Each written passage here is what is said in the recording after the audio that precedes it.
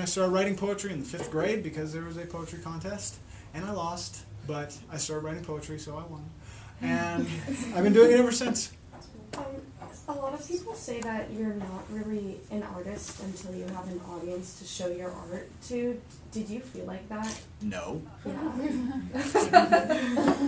Who are these people? I know, because it's like, showing your art is like really nerve-wracking. I was really happy that I started doing a blog because when you put something on display, it needs to be worth looking at. It holds you to a higher standard. If all you do is listen to Muzzy, you're not going to be great at Spanish. You're just not. Yo me gusta el gato. You know, like that's about where you're going to stop. But you go and talk to people, and really quickly you start developing. It's the same thing with art. You go out there, you throw your art out there. That's like going to Spain and trying to order a coffee. It will be mind expanding and develop you much quicker. So that's the reason to put your art out there. It's not so you can be a real artist. Anybody who cares about being a real artist isn't a real artist. Right? It's like, I'm a skater and I wear skater clothes. Like, no, you're not. You are an actor. Anybody who says, this is what I am, is an actor. So the reason to put your art out there is not to be an artist. The reason to put your art out there is because you like your art enough that you want it to be the best art it can be. And you don't have enough time in your life to figure it out on your own. Other people can help you. Cool? Don't be scared. Everything is drafts. Process. What do you want to know about process? Like, how does it come out? Yeah. Sometimes it's just a sentence.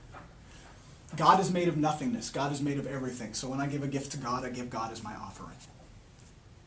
Sometimes I have an idea or an image, right? It's like the one I was sleeping on a couch and I woke up and it was just such a wonderful experience. This sounds or colors, and like you do, because you're just crumpling and everything just melts together and you feel like an earthworm. And I woke up and I'm like, I have to write about this. So sometimes it's that. A lot of times it's just experience, and sometimes it's just that I think of the right words and I want to save it.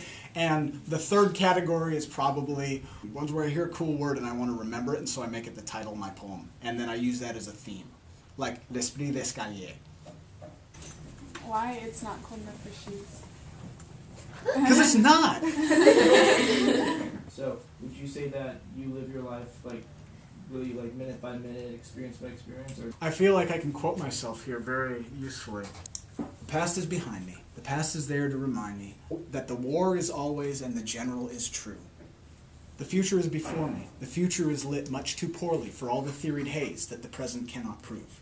The present passes through me. The present may in time undo me, but those are theory's days. Now and now, this beat is due. The most important thing is right now. Because if you ever go to the gym and you see people with dead eyes doing this, you know they just aren't just doing that today. And they've gotten into a habit of not experiencing what's in front of them. And that becomes their entire life. And someday you ask, hey, what did you do with your year or your decade? And they say, I forget, I wasn't paying attention. Like, what happens if this is the last goodbye? What if this is the last time I buy a fruit roll-up? What if this is the last time I stand in a grocery store line? People die all the time. Chunks of rock fall off the cliff where I'm running. And you're like, well, that could have been the end. That could have been lights. That could have been curtains. And was I really enjoying my run? Because that's all that matters in that last moment, right? Is were you enjoying yourself? I would hate the idea of being like, and that's it. What a sad, tragic ending versus, I'm running out of, and that's okay. That's okay. Or you're having a moody day and your friend's like, bye, Josh. You're like, fuck you, and then you die. Versus you're having a bad day and your friend's like, bye, Josh, and you're like, bye, dude. Punk. That's okay.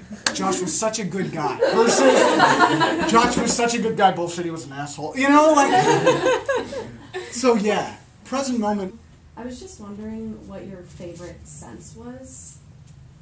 I don't want to hurt any of my senses' feelings because they're all feelings. That's all they have. Okay.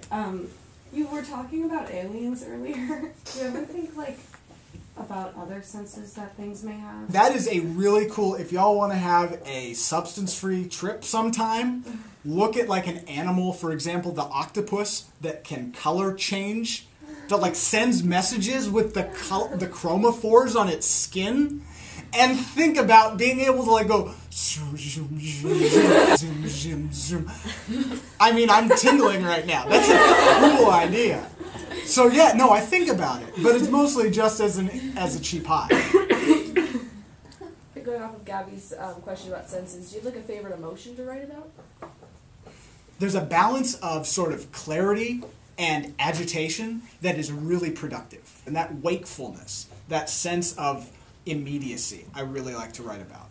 I'm there and I'm feeling it and it feels good and I write about it. Like being right on the edge of my skin. So it's kind of like lucidity, like passionate lucidity like you are? Yeah. I like to passionate lucidity. You should be a writer. I am a writer. Boom! I just made change in the world. Other questions? What do you think differentiates poetry and just words? Poetry is the pinnacle of language efficiency. You're not writing a novel, you're writing a page of very dense, meaning-rich language. It's the difference between reading the first definition in the dictionary and reading all 7 definitions in the dictionary and finding the word where all 7 definitions mean something slightly different that makes sense in your poem, and the last one's a joke. Like, that's poetry.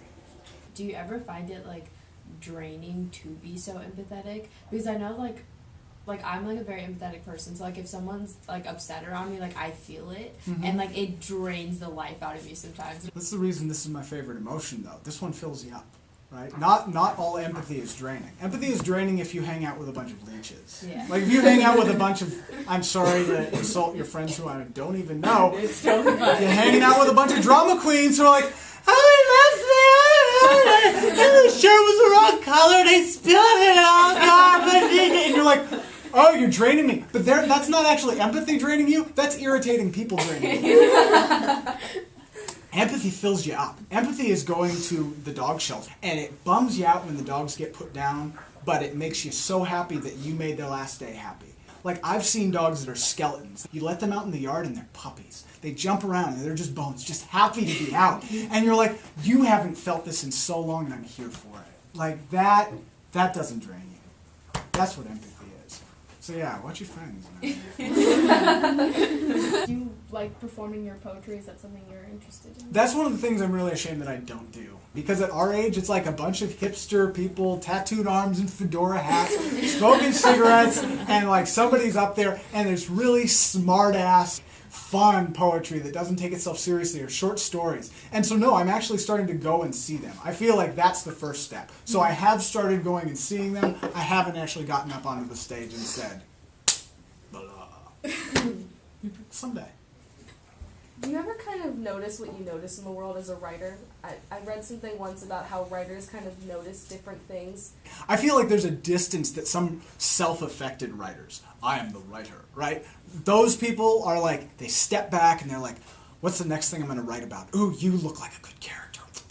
Oh, what are you doing now? Oh, I bet you're thinking about your grandma. And, oh. Like, you know, but at some point, like, live your life. At some point, you're going to be like, shit, I've been watching people so much, I haven't been living my own life.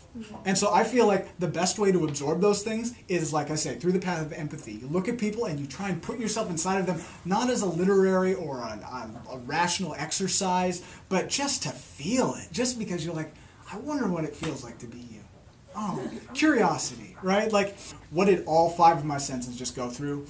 That's a rewarding experience as a human being, not as a writer. So, writer schmiter. Like, everybody should do that. How many poems do you write in a period of time, and how many don't get onto the blog? I write maybe a couple poems a week. I don't write a lot, but some weeks you'll be in the zone and you'll write 4 or 5 things, and but that's the thing, not to force it. Just it comes out. It's snail trails. It happens when it happens. If you get a runny nose, let it run.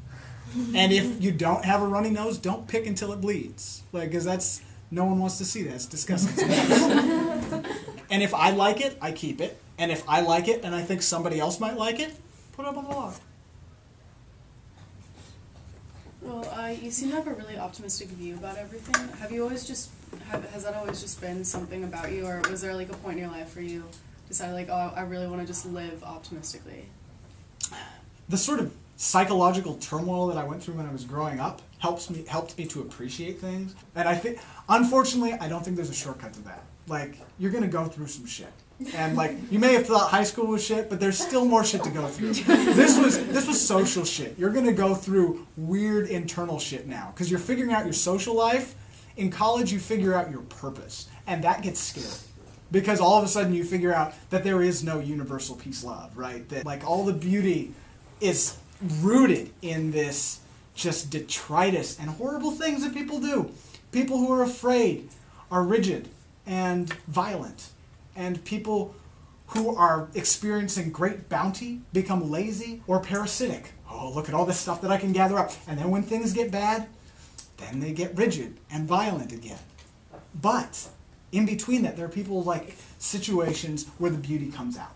Safe classrooms where students can talk about what they care about. That's a positive change. Like go and, be nice to somebody at the DMV so that they're not... There's a guy in Santa Barbara along with all the other panhandlers, right? And I've passed him by now twice in the last 2 weeks. Everybody else is homeless, please help, and this and that, and vet, and I got peed on by a monkey, and I need some money for dry cleaning, or whatever. And then the funny ones who are like, I just need a beer. But then there was a guy who just had a sign that said smile.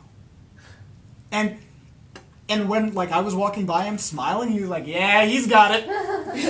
Tell your girlfriend to smile too. And then she's like, and he's like, now she got it. And then we saw him yesterday, and he's like, that's right. That's right. And he doesn't ask you for money, he just holds a sign that says smile. That's positive. That's a small positive change in the world. So do you have a favorite poet?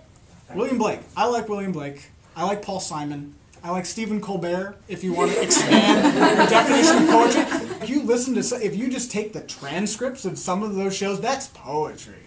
That is poetry right there. So yeah, I have a lot of writers who inspire me. I wouldn't say they have to be writers who write what I write. It's just people who use language well inspire me to step up my game and to use language well also.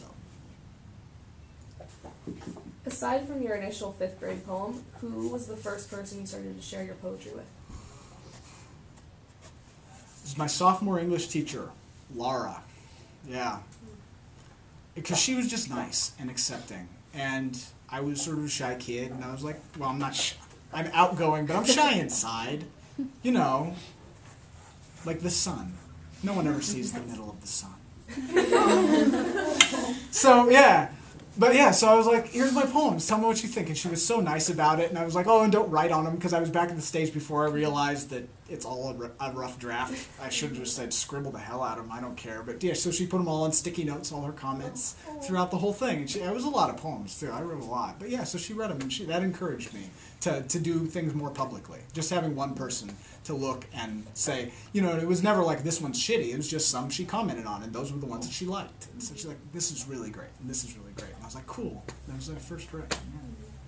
Yeah. Do you feel like poetry competitions are a good idea? Like the idea of competing with poems? I think as long as just like with any sport, as long as it's done with the right mindset. If the parents who are behind the kids aren't like, come on man, you gotta win this or you're not gonna get into Harvard, But yes, competition. Compete with each other. Grow.